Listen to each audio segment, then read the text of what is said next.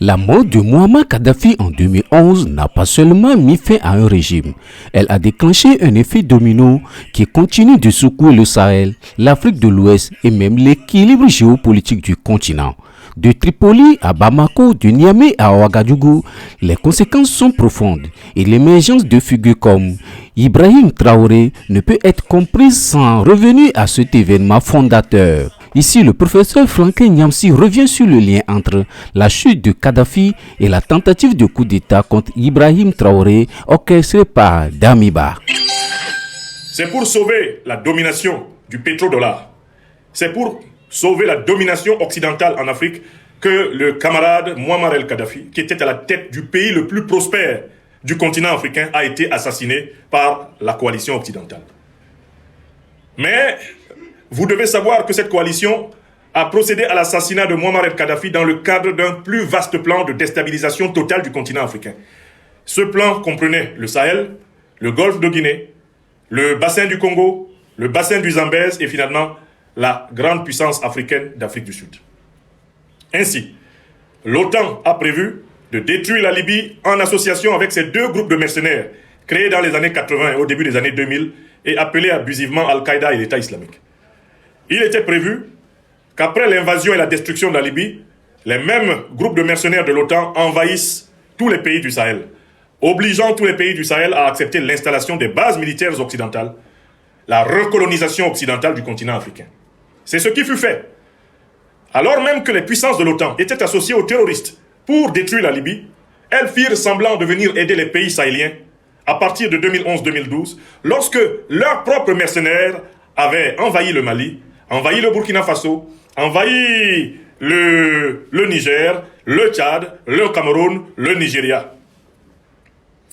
Au départ, cette stratégie sembla marcher, puisque les dirigeants africains, essentiellement des valets issus du processus colonial occidental, acceptèrent cette pseudo-coopération de lutte antiterroriste avec des puissances dont ces dirigeants africains, tels Mahamadou Issoufou du Niger, savaient parfaitement qu'ils étaient les véritables parrains des terroristes qui attaquaient l'Afrique. C'est ainsi qu'au Sénégal, les Macky Sall, en Côte d'Ivoire, les Ouattara Draman, au Mali, les Ibrahim Boubacar Keïta, avant lui, Dioncounda Traoré et un certain nombre de militaires. C'est ainsi qu'au Niger, Mohamed Bazoum, le junteur de Niamey qui allait faire boum. C'est ainsi que Tinubu, et avant Tinubu, eh bien, Godlock et Bélé Jonathan, après Godlock et Bélé Jonathan, le général Mohamedou Bouhari. C'est ainsi que Talon Patrice. Voilà comment la plupart, eh bien, des dirigeants, eh bien, la plupart des dirigeants africains de cette époque biaisaient avec la vérité et acceptaient la réinstallation des troupes coloniales françaises dans tous les territoires au nom de la soi-disant force Barkhane et au nom de la lutte antiterroriste, la réinstallation des troupes de l'Union européenne sur toute la bande sahélienne, la réinstallation des missions des Nations Unies qui ne sont rien d'autre que des missions néocolonialistes, tout cela fut remis en place. Mais la vérité faisait son chemin et pendant que la vérité faisait son chemin, l'OTAN avança vers le golfe de Guinée, commençant à exiger du Ghana, de la Côte d'Ivoire, du Nigeria, du Bénin, du Togo, du Libéria, tous les pays du golfe de Guinée, du Cameroun, de l'Angola, de la Guinée équatoriale. Tous ces pays furent sommés d'accepter des bases militaires américaines, d'accepter des bases militaires occidentales et d'accepter la circulation libre des troupes occidentales dans leur territoire. Or, ce sont les mêmes troupes occidentales qui larguaient eh bien, des armes à la disposition des groupes terroristes, donnaient des munitions à la disposition des groupes terroristes, donnaient de l'argent frais à la disposition des groupes terroristes, donnaient du renseignement satellitaire à la disposition des groupes terroristes. Ce sont les mêmes groupes qui organisaient l'exfiltration des chefs terroristes en difficulté et qui les faisaient mettre à l'abri, soit au Moyen-Orient, soit en Algérie, soit en Mauritanie, soit en Côte d'Ivoire, soit aujourd'hui comme on le voit au Bénin ou au Nigeria. Les mêmes puissances qui prétendaient aider le Sahel à combattre le terrorisme, les puissances de l'OTAN, l'Union européenne, l'ONU, étaient les mêmes puissances qui s'assuraient de la progression des terroristes du nord vers le sud. On ne s'arrêta pas là. On renforça l'emprise sur le bassin du Congo avec une attaque sauvage, non pas simplement contre la République centrafricaine, mais contre la République démocratique du Congo. C'est l'OTAN qui arma activement le Rwanda et l'Ouganda afin que ceux-ci dépêchassent eh bien, des milices criminelles comme celle du M23 à l'intérieur du territoire congolais afin de s'assurer le pillage des ressources faramineuses de la patrie de Patrice Lumumba. C'est la même OTAN qui projeta ses mercenaires d'Al-Qaïda et de l'État islamique sur les flancs du Mozambique, dans la province immensément riche en pétrole et en gaz de Cabo Delgado, où subitement apparurent des gens qui prétendaient vouloir islamiser les Mozambicains.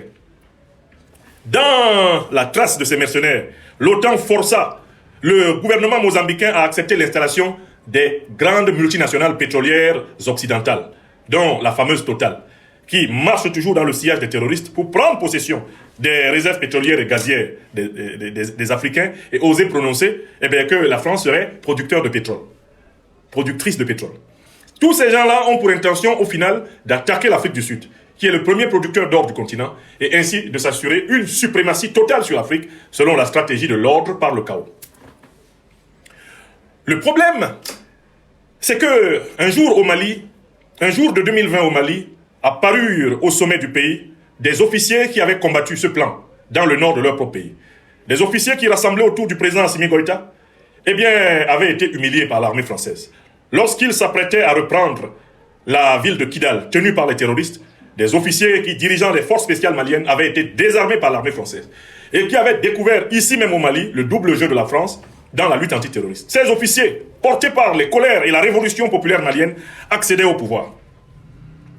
C'est ici au Mali que la doctrine de l'émancipation africaine du XXIe siècle a été mise en application. Car le président Assimi Goïta et ses compagnons, d'ailleurs au prix d'une rectification de la révolution malienne en 2021, déposant le collabo, colonel Bandao, le président Assimi Goïta et ses compagnons mirent en place une nouvelle doctrine. Cette doctrine s'appelle la trilogie. La trilogie. Premièrement, la politique au Mali a pour but la défense de la souveraineté malienne. Deuxièmement, le Mali est libre de choisir ses partenaires stratégiques sur le plan international. Il ne se soumet plus aux oukases de qui que ce soit. Et puis, troisièmement, la politique au Mali a pour but la défense des intérêts vitaux du peuple malien. Cette doctrine de la trilogie assimi-goïtienne, appliquée ici au Mali, avait les conséquences suivantes. L'armée française fut renvoyée chez elle. L'armée de l'ONU renvoyée chez elle. L'armée américaine renvoyée chez elle.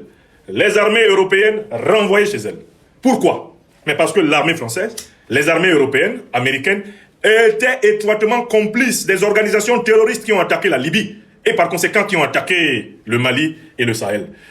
Ici au Mali, à partir du président Assimi Goïta et de ses compagnons du Mali Koura, il n'était plus question de combattre le terrorisme en s'appuyant sur les puissances qui l'ont créé, qui l'ont armé, qui le renseignent, qui le financent et qui le médiatisent. On en veut au Mali d'avoir mené une politique de vérité, de justice et de solidarité vraie qui a ouvert les yeux à tout le Sahel. Car c'est l'exemple malien qui va être suivi par le Burkina Faso, avec l'émergence le 30 septembre 2022 de la véritable révolution populaire progressiste du Burkina Faso, incarnée par Sankara II, le président Ibrahim Traoré. C'est l'exemple malien qui va faire tache d'huile au Niger, avec l'émergence, le 26 juillet 2023, de la révolution nigérienne du Conseil national de sauvegarde de la patrie du Niger, du général, Abdourahmane Tiani. Et dans tous ces pays, même conséquence. Le Burkina Faso s'est séparé de toutes les forces armées des puissances qui ont attaqué la Libye. Des puissances qui ont créé Al-Qaïda et l'État islamique et qui continuent à armer, à renseigner, à financer Al-Qaïda et l'État islamique. Le Burkina Faso a coupé Ignam avec eux. Il leur a dit: allez chez vous, nous n'allons pas combattre vos propres mercenaires en association avec vous. C'est un non-sens. C'est la même doctrine qui a été appliquée à Niamey au Niger par le président Abdourahmane Tiani, qui a fait partir les troupes françaises, partir les troupes américaines, partir les troupes européennes de son sol. C'est la doctrine de l'émancipation africaine du XXIe siècle qui est mise en œuvre ici au Sahel. On en veut au Mali parce que le Mali est le cerveau initial et originel. Le Mali est la racine. Le Mali est le lieu où la graine de la nouvelle libération africaine a germé. Alors, vous comprendrez pourquoi les impérialistes et les néocolonialistes occidentaux et leurs suppôts terroristes concentrent leurs pires coups contre le Mali. C'est sur le Mali qu'ils testent leur méchanceté, avant de l'étendre à tous les Africains dans cette région sahélienne. Pendant qu'ils sont donc en train de s'acharner contre le Mali, et que le Mali résiste victorieusement, ce Mali dont ils disaient qu'il ne tiendrait pas, même pas un mois, n'est-ce pas? Écoutons ce que leurs suppôts disaient quand la révolution malienne était en train de décoller. Monsieur Ouattara, venez ici avec votre ami Boubou Cissé. Dites-nous ce que vous avez dit quand la révolution malienne commençait. Combien de temps ça allait durer? Parce que ça permet de comprendre l'acharnement de la presse néocolonialiste française contre eh bien, le Mali. Monsieur Ouattara, venez ici avec votre suppôt et camarade eh bien, néocolonisé Boubou Cissé. Dites-nous ce qui était prévu pour le Mali. Allons-y, parlez. Allons-y. Ça va, merci vous-même. Oui, ça va bien, tu es où là? Je suis arrivé hier sur la Ah, d'accord, on m'a fait le message, mais je ne savais pas si tu étais à Niamey ou à Abidjan. Je suis arrivé hier. Ah, ben, je suis content. Ouattara et Boubou Cissé. Quelques jours ici. D'accord, en attendant qu'on se voit, je voulais que tu me briefes un peu. Oui. Je vois le président de la commission aujourd'hui avant qu'il n'aille au Burkina. D'accord. Voilà, comment les choses se passent au Mali. Voilà comment les choses se passent au Mali. Malgré tout ce qu'ils veulent faire croire, Oui. la situation reste très difficile pour eux. Vraiment, ça va être extrêmement difficile de tenir encore 3 à 4 semaines financièrement. Voilà, donc Boubou Cissé, ça se passe en 2022. Boubou Cissé dit que le Mali ne va pas tenir plus de 2 à 3 semaines. Que de 2 à 3 semaines, le Mali va s'effondrer. C'était 2022. On est en quelle année? On est en 2026. Le Mali s'est-il effondré? Non. Comme ils ont été incapables d'effondrer le Mali sur le plan réel, ils essayent de le faire effondrer sur le plan imaginaire. C'est-à-dire de faire croire que ce qu'ils n'ont pas pu faire réellement est arrivé. Écoutons Ouattara, comment il parlait de ça. Donc, la pression, elle est vraiment là, elle est réelle, elle monte. Oui. Économiquement, les prix ont flambé. Oui. Les denrées alimentaires, c'est difficile. Ils ont dû de se procurer du riz à un prix normal, du sucre, tout ce qui est ciment aussi. Donc vous comprenez, le plan pour que le Mali s'effondre, c'était de l'asphyxier économiquement, de faire mourir le peuple malien de faim. Actuellement, est-ce que le peuple malien meurt de faim? C'est faux. Le peuple malien résiste et vit. Hier, je vous ai donné une petite démonstration, n'est-ce pas? Je suis allé dans Bamako et je vous ai montré la quantité d'oranges qu'on peut avoir pour 2000 francs CFA. La quantité d'oranges qu'on peut avoir, j'ai juste pris les oranges. Quand la saison des mangues va commencer ici, je vais ressortir. D'accord? Eux, ils avaient prévu que le Mali crève de faim. Que les Maliennes et les Maliens disparaissent faute d'avoir pu manger même une seule fois par jour. La suite, continuez à parler aux méchants. A été affecté. Même la main-d'œuvre commence à se plaindre un peu parce que les gens ne travaillent pas beaucoup. Donc, il s'agissait d'empêcher les Maliens de travailler. Boubou Cissé, continuez. Je pense qu'ils ont beaucoup de pression, mais on essaye de gérer ça. Voilà, c'est le concept. Donc, Alassane Ouattara et Boubou Cissé se réjouissent que le Mali ait des problèmes. Et ils disent que les problèmes du Mali vont s'aggraver. C'était ça le projet. Allons-y. Mais c'est vraiment, on voit qu'ils n'ont pas d'économistes parmi eux, quoi. C'est ça. Ils vont un peu, Voilà quelqu'un qui n'a rien produit en dehors de sa thèse de doctorat, qui se lit en moins d'1h30 de temps à l'université de Pennsylvanie. Il n'a rien produit en théorie économique, lui, Ouattara. Et il dit que le Mali n'a pas d'économistes. Bon, voilà. Vous prédisiez qu'en 2-3 semaines, le Mali va tomber. Vous prétendez être économiste, formé au FMI et à la Banque mondiale. On est 4 ans plus tard. On est 4 ans plus tard. Vous disiez ça en 2022. On est en 2026. Le Mali n'est pas tombé. Qui a raison et qui est véritable économiste? Alousseni Senou, le ministre de l'économie du Mali, ou Ouattara Draman, qui se contente de surendetter la Côte d'Ivoire et de s'en mettre plein les fouines avec sa bande de voleurs à la tête de la Côte d'Ivoire? Qui est économiste? Vous voyez? Écoutez-les. 40% de son budget financé par l'extérieur. Oui. Ils pourront payer le salaire 1 ou 2 mois, mais c'est tout après. Alassane Draman Ouattara, soi-disant donc détenteur d'un doctorat en économie de l'université de Pennsylvanie, dit que le Mali ne pourra pas tenir plus de 2 mois de paiement de salaire. Il l'a dit en 2022, de manière empirique et expérimentale. Nous sommes en 2026, 4 ans plus tard. Est-ce que Ouattara mérite un doctorat? Est-ce que quelqu'un qui a un taux de prévision et d'anticipation rationnelle aussi nul mérite même le grade de docteur? Alassane Ouattara, le voilà en train de dire que le Mali ne peut pas payer plus de 2 mois de salaire. Le Mali a payé plus de 4 ans de salaire. Depuis que Ouattara a dit ça. Est-ce que le doctorat de Ouattara est valable? Quelqu'un qui dit, du haut de son titre de docteur, ancien gouverneur de la banque néocoloniale, BCAO, quelqu'un qui dit du haut de son titre de « je suis en train de dire, mais j'ai gouverné plus de 200 pays », il dit que le Mali ne va pas payer les salaires pendant plus de 2 mois. Et puis le Mali paye les salaires pendant plus de 4 ans. Est-ce qu'on ne doit pas lui enlever son doctorat, celui-là? Est-ce que l'université de Pennsylvanie ne doit pas rappeler Ouattara pour lui dire « venez ici, déposez ça là, c'est bon, ne citez plus jamais notre nom ». Un économiste, quelqu'un qui a fait de longues études, au moins 7 ans d'études supérieures, pour avoir un doctorat, qui prédit qu'un pays ne pourra pas payer ses salaires dans les 2 mois à venir, et il est démenti pendant 4 ans. Est-ce qu'on peut le prendre encore au sérieux? Est-ce qu'un type comme ça mérite de faire valoir un quelconque grade en économie? Non. Ils pourront même payer les salaires. Vous voyez? Il y a 1000 milliards d'emprunts régionaux. Donc, en 2021, ils n'auront pas ça. Comment ils vont faire? Ils n'ont plus accès à ça. Oui, absolument. Le ministre des Finances a fait sortir une lettre il y a une dizaine de jours. Ok, je m'arrête là. C'est juste pour que vous voyez quel est l'esprit des néocolonialistes français, des impérialistes occidentaux et de leurs sous-fifres africains, comme Ouattara Draman et Boubou Cissé contre le Mali. Tous ces gens-là ont juré la perte du Mali. Comme le Mali tient bon, comme le Mali est debout, comme le Mali avance, alors ils ont décidé d'inventer un Mali imaginaire qui aurait disparu. Un Mali imaginaire qui se serait effondré. Un Mali imaginaire où on ne peut plus manger même une seule fois par jour. C'est ce qu'ils ont inventé. Et ils s'acharnent dans la presse néocolonialiste française à vendre cette image de ce Mali imaginaire qui n'existe nulle part à l'opinion américaine, à l'opinion européenne, à l'opinion asiatique, bref à l'opinion non sahélienne qui n'est pas protégée de leurs mensonges. Quelles sont les vraies nouvelles du Mali? La crise artificielle qui a été provoquée par les terroristes au service de l'OTAN pour assécher le Mali de ses hydrocarbures, cette crise a été maîtrisée avec professionnalisme, compétence, courage, bravoure et détermination par le gouvernement malien. Voilà d'abord la première nouvelle. Aujourd'hui, le Mali contrôle, comme on contrôle du lait sur le feu, son approvisionnement en hydrocarbures. La pression sur les stations d'essence. À travers le Mali, cette pression est en train de baisser. Pourquoi? Parce que le gouvernement veille à ce qu'il y ait un approvisionnement substantif. Mieux, ici au Mali, le gouvernement traque les fraudeurs qui veulent profiter de cette crise artificielle du carburant qui avait été créée par les terroristes et leurs patrons, les impérialistes de l'OTAN. Il y a des spéculateurs qui ont voulu profiter de cette crise en faisant disparaître, artificiellement, des réserves de carburant afin de provoquer une hausse vertigineuse des prix. Même eux là, le gouvernement malien les a pris en chasse et l'approvisionnement en hydrocarbures du Mali est en train de se rétablir progressivement.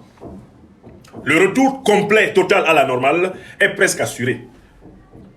L'approvisionnement a été amélioré et la stratégie d'asphyxie des hydrocarbures du Mali a échoué. Voilà d'abord le fait. Je suis à Bamako ici. Je suis au Mali là. Je traverse cette ville tous les jours. C'est un point qui doit être renforcé partout dans toute l'Afrique. Le soin pris aux héros nationaux. Il y a une première approche du soin qui est pris aux héros nationaux, c'est-à-dire à la mémoire de ceux qui se sont sacrifiés pour que le pays vive. La première approche consiste à dire c'est une espèce de culte républicain, c'est une idolâtrie, c'est une divinisation des hommes, c'est pas la peine de faire cela, et il n'y a de Dieu tout naturellement que Dieu, il ne faut pas accorder trop de prix aux êtres humains, même s'ils ont été remarquables. Il y a vraiment une certaine aigreur qui explique que dans certains pays, la mémoire des héros nationaux soit abandonnée. Que les héros nationaux gisent dans des tombes couvertes de broussailles et dans l'oubli des jeunes générations. C'est une situation terrible dans tout le continent africain. Le nombre de grands Africains que les Africains contemporains ne connaissent pas. Nous devons remédier à cette ignorance de nous-mêmes. Nous devons remédier à cette absence de conscience que sur ce continent ont vécu des femmes et des hommes valables, qui doivent servir de modèle à ceux qui vivent aujourd'hui, modèle à nos enfants, à nos petits-enfants, à nos arrière-petits-enfants, aux générations futures. Il faut prendre de la distance par rapport à la négligence des héros, qui est l'apanage de la plupart des pays de l'Afrique contemporaine. Voilà pourquoi dans un second moment il faut se demander, mais pourquoi oublie-t-on des héros? Pourquoi néglige-t-on les héros? Pourquoi ne parle-t-on pas assez dans les programmes éducatifs, les programmes scolaires, les programmes universitaires, les programmes de recherche? Pourquoi est-ce qu'on ne parle pas assez de ceux et celles qui ont constitué de véritables modèles éternels, de modèles immortels de la civilisation humaine africaine? Pourquoi on n'en parle pas assez? Les raisons sont toutes simples. L'Afrique a subi une triple atrocité, une triple barbarie historique, à savoir la traite négrière, la colonisation et la néocolonisation, l'impérialisme qui se poursuivent encore aujourd'hui. La condition de succès de la traite négrière, de la colonisation, de la néocolonisation et de l'impérialisme, c'est la négation de la mémoire africaine. Tu ne peux pas traiter un être humain comme une marchandise si tu ne convaincs pas cet être humain qu'il n'est pas humain. Ça, c'est le racisme esclavagiste.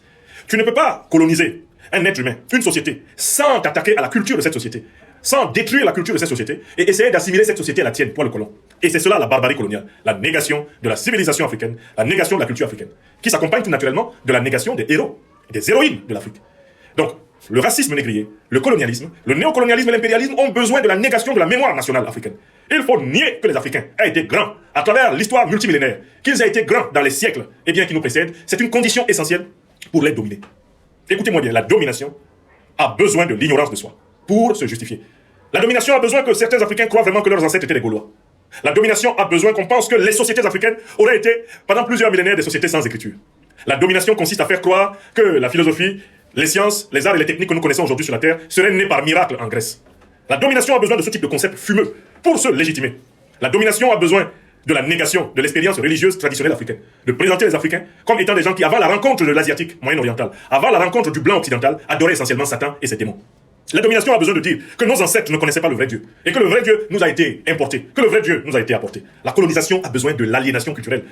L'esclavage a besoin de l'aliénation culturelle. L'impérialisme a besoin de l'aliénation culturelle.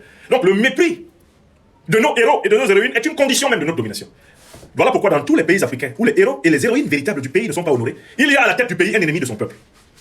Je vous invite à vérifier cela. Dans tous les pays africains où les véritables héros, les véritables héroïnes de la souveraineté et de la libération et de la lutte pour la dignité du peuple de ce pays ne sont pas honorés, c'est parce qu'au palais présidentiel, il y a un ennemi du peuple qui tient le pouvoir. Et le Burkina Faso l'illustre à merveille. Depuis l'avènement du président Ibrahim Traoré à la tête du Burkina Faso, un problème spirituel métaphysique profond a été résolu. Car les dirigeants du MPSR-2 ont compris que le Burkina Faso ne se redresserait jamais tant que les héros et héroïnes authentiques de ce peuple n'auront pas été convenablement honorés. Le Burkina Faso a donc entamé, sous le président Ibrahim Traoré, un travail de toilettage, un travail de dignification, de sacralisation de sa mémoire héroïque. Et depuis que le Burkina Faso a commencé ce travail, entre autres par la création du formidable mémorial réservé au président Thomas Sankara et à ses compagnons à Ouagadougou, une grâce infinie, une lumière spirituelle, une bénédiction profonde est descendue sur la terre du Burkina, où presque tout ce qui est fait réussit immédiatement. Le Burkina Faso s'est remis en marche vers l'avenir. Il s'est remis à construire, il s'est remis à investir, il s'est remis à rendre confiance à ses générations, parce qu'il a honoré ses héros. Actuellement, le gouvernement du Burkina Faso, à la tête de laquelle notre frère, que je salue, son excellence, le Premier ministre Rim Talba Jean-Emmanuel Ouedraogo, travaille à la restauration de l'ensemble des monuments et à la construction, par tout cela nécessaire, des monuments, des lieux de mémoire, des lieux de convivialité et de rémémoration qui maintiennent le peuple burkinabé ouvert sur l'avenir et conscient de son origine, conscient de ses racines profondes. Regardez le soin pris par ce gouvernement à la question de la mémoire. Il faudrait qu'on envoie en stage les ministres des vieux gouvernements éculés comme celui du Cameroun pour qu'ils apprennent comment on entretient la mémoire.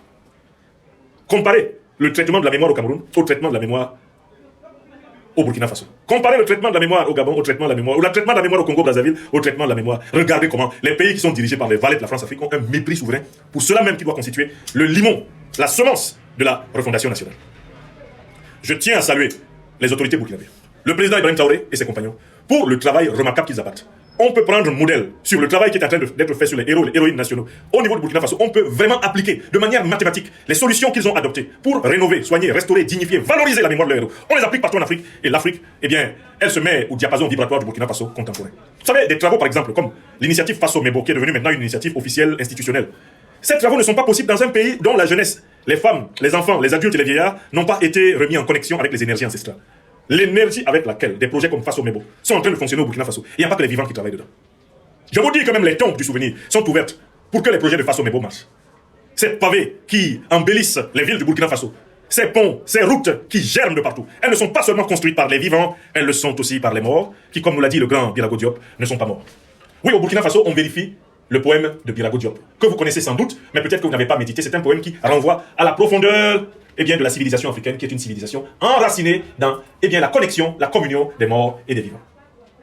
Les morts ne sont pas morts, les morts ne sont pas morts, écoutent plus souvent les choses que les êtres. La voix du feu s'entend, entend la voix de l'eau, écoute dans le vent. Le buisson en sanglots, c'est le souffle des ancêtres. Ceux qui sont morts ne sont jamais partis, ils sont dans l'ombre qui s'éclaire.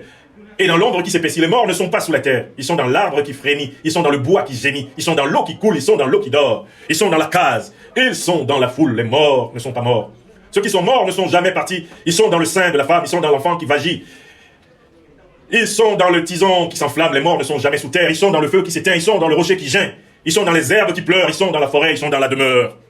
Les morts ne sont pas morts. Écoute plus souvent les choses que les êtres, la voix du feu s'entend, entend la voix de l'eau. Écoute dans le vent, le buisson en sanglots. C'est le souffle des ancêtres. Le souffle des ancêtres morts qui ne sont pas partis, qui ne sont pas sous terre, qui ne sont pas morts. Écoute plus souvent les choses que les êtres, la voix du feu s'entend, entend la voix de l'eau. Écoute dans le vent, le buisson en sanglots. C'est le souffle des ancêtres.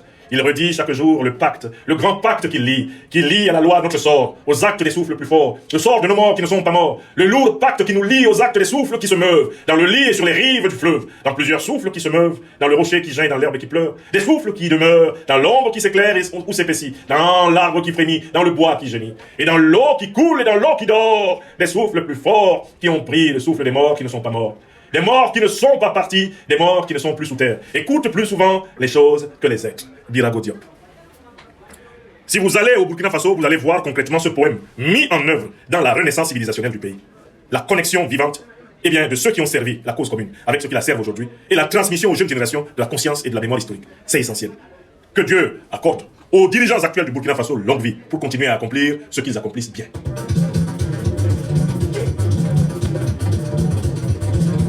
Troisième sujet de cette émission. Niger, France. La folie d'Orano. La compagnie multinationale ultra-capitaliste française contre le Niger continue.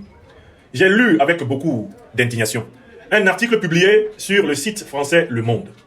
Un article qui a été publié sur le site français Le Monde et qui parle du déchaînement d'Orano, la compagnie française qui exploitait depuis plusieurs années, plusieurs décennies, l'uranium du Niger qu'elle ramassait de manière quasiment gratuite. J'ai lu un article incroyable.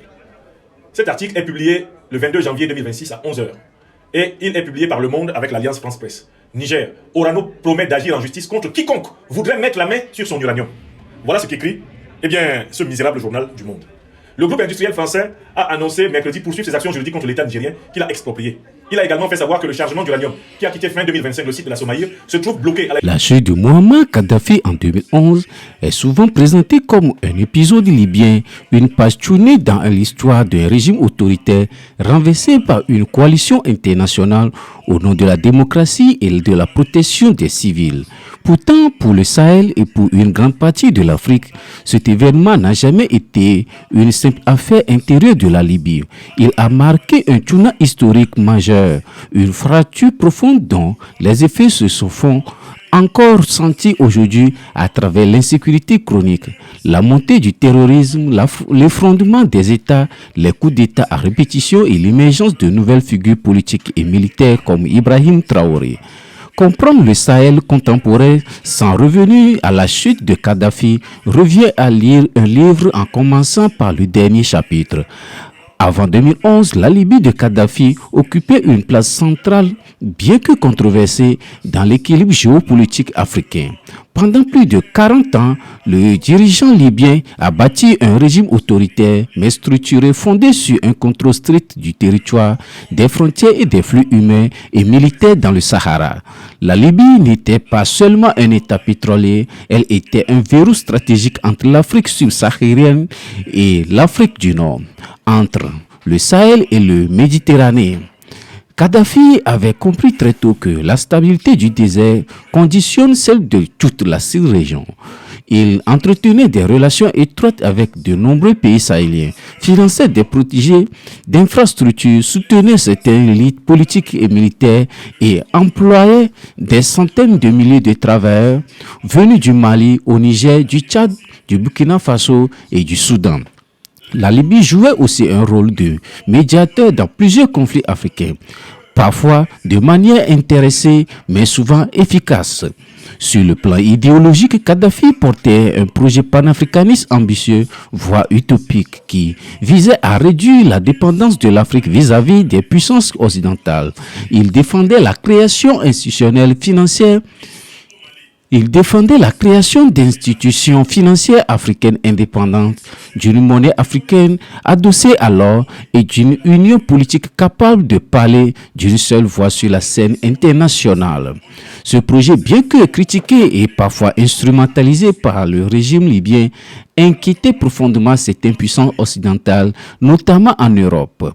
Lorsque les soulèvements de 2011 éclatent dans le monde arabe, la Libye devient rapidement le théâtre d'une intervention militaire internationale.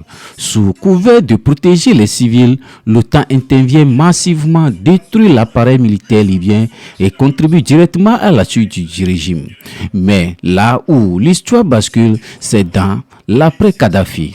Contrairement à d'autres interventions, aucune stratégie sérieuse de reconstruction de l'État libyen n'est mise en place. L'armée est dissoute de facto, les institutions s'effondrent et le pays se fragmente entre milices rivales.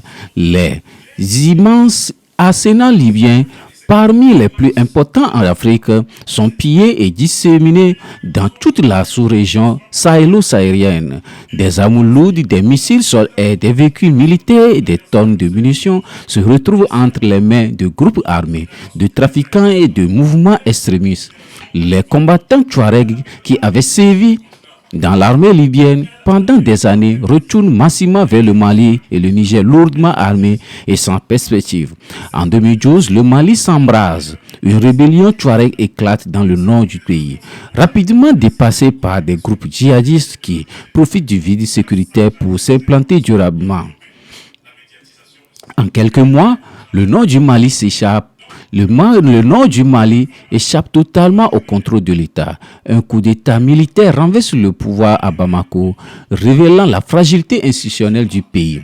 L'intervention française, d'abord saluée, ne parvient pas à éradiquer la menace terroriste qui se diffuse progressivement vers le centre du Mali, puis vers le Burkina Faso et le Niger. Le Sahel devient l'un des épicentres mondiaux du terrorisme. Des zones entières échappent à l'autorité des États.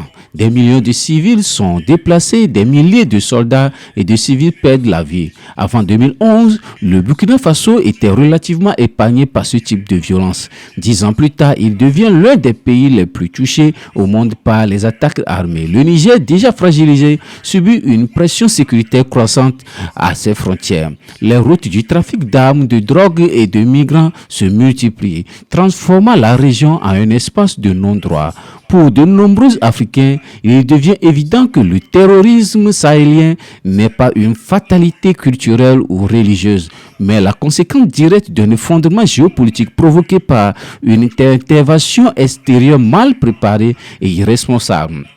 La présence militaire occidentale se renforce au fil des années, avec des bases françaises, américaines et européennes installées dans plusieurs pays du Sahel. Pourtant, malgré des moyens considérables, la situation sécuritaire ne cesse de se dégrader. Ce paradoxe alimente un profond sentiment de colère et de trahison parmi les populations. Beaucoup commencent à se demander si les puissances qui prétendent lutter contre le terrorisme ne sont pas en réalité incapables ou peu désireux de s'attaquer aux causes profondes du cas. La chute de Kadhafi apparaît alors rétrospectivement comme le point de départ d'une longue descente aux enfers. Dans ce contexte de désillusion, les élites politiques et civiles sont de plus en plus perçues comme faibles, corrompues ou soumises à des intérêts étrangers. Les armées, autrefois discréditées, se présentent comme les dernières institutions capables de restaurer l'ordre et la souveraineté. Entre 2020 et 2023, une vague de coups d'État secoue l'Afrique de l'Ouest et le Sahel. Au Mali, au Burkina Faso, au Niger et en Guinée, des militaires prennent le pouvoir avec le soutien d'une partie significative de la population. Ces régimes de transition se présentent comme des ruptures avec l'ancien ordre, dénonçant la dépendance vis-à-vis de la France et de l'Occident et cherchent de nouveaux partenaires stratégiques. C'est dans ce climat que s'impose la figure d'Ibrahim Traoré au Burkina Faso. Ce jeune capitaine arrivé au pouvoir en 2022, il incarne une nouvelle génération de dirigeants militaires façonnés par la guerre asymétrique, l'échec des stratégies sécuritaires traditionnelles et la colère populaire.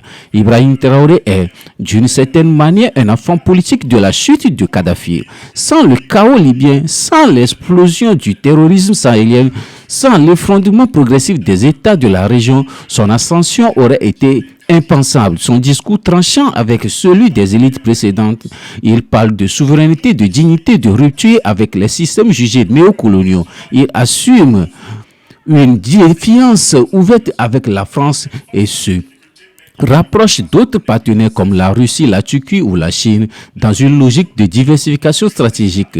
Là où Kadhafi prônait une Afrique unie face à l'Occident, Traoré insiste sur la nécessité pour chaque pays africain de reprendre le contrôle de sa sécurité, de ses ressources et de ses choix politiques. Pour beaucoup de jeunes Africains, ces discours résonnent comme une réponse tardive mais nécessaire à des décennies d'humiliation, d'échecs imposés et de dépendance structurelle. La figure de Kadhafi, autrefois diabolisée, est aujourd'hui réévaluée par une partie de l'opinion africaine. Sans idéaliser son régime ni ignorer les dérives autoritaires, nombreux sont ceux qui reconnaissent qu'il constituait un rempart imparfait mais réel contre le chaos qui a suivi. La question n'est plus de savoir si Kadhafi était un bon dirigeant, mais si sa chute telle qu'elle a été menée a servi les intérêts de l'Afrique. Pour beaucoup, la réponse est clairement négative. L'Afrique a hérité des conséquences tandis que les décisions ont été prises ailleurs. Aujourd'hui, le Sahel est à la croisée des chemins. Les choix faits après 2011 ont montré leurs limites. Les peuples réclament des solutions africaines à des problèmes africains. Mais Même si les solutions sont risquées, imparfaites ou controversées, de Tripoli à Ouagadougou, une même ligne historique se dessine. Faite de ruptures brutales, de traumatismes collectifs et de tentatives de renaissance, la chute de Kadhafi a ouvert une période sombre, mais elle a aussi révélé une conscience politique nouvelle sur le continent. Ibrahim Traoré, comme d'autres, est le produit de cette histoire chaotique. L'avenir dira si cette génération parviendra à transformer la colère et la rupture en stabilité et en souveraineté durable. Une chose est certaine, cependant, le Sahel d'aujourd'hui ne peut être compris sans la Libye de 2011. Et l'Afrique n'oubliera pas de sitôt le prix qu'elle a payé pour une guerre décidée sans elle.